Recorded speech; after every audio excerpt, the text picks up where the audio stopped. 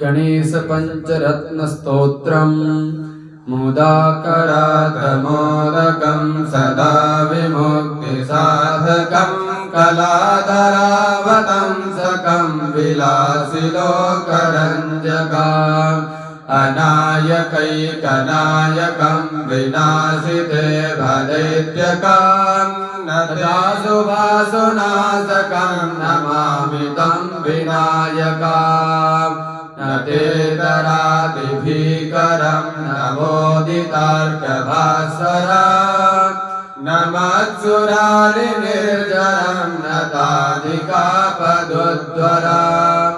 सुरेश्वरं निधीश्वरं गजेश्वरं गणेश्वरं महेश्वरं तमाश्वरे परात्परं निरन्तरं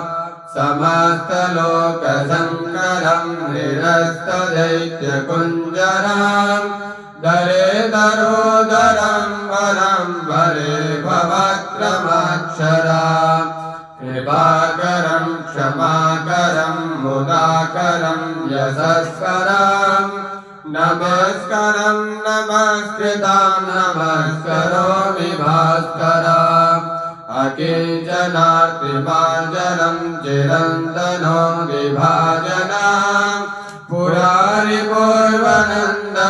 सुरारिगर्वचर्वणं प्रपञ्चनाशभीषणं धनञ्जयादिभूषणं कपूलदानवारणं भजे पुराणवारणम् निकान्तकान्तदन्तकान्तकान्तकान्तकात्मजा मचिन्दरोपमन्तहीनमन्तराय कृन्तनां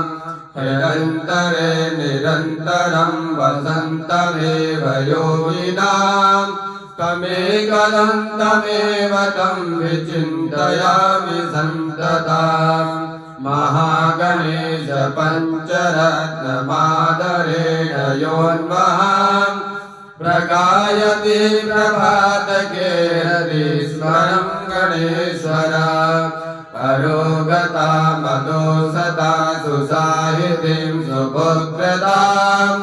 समाहितायुरष्टभूतिमभ्युपेति सोचिरात् श्रीमच्छङ्कराचार्यकृतं गणेश पंचरत्न स्तोत्रं सम्पूर्ण।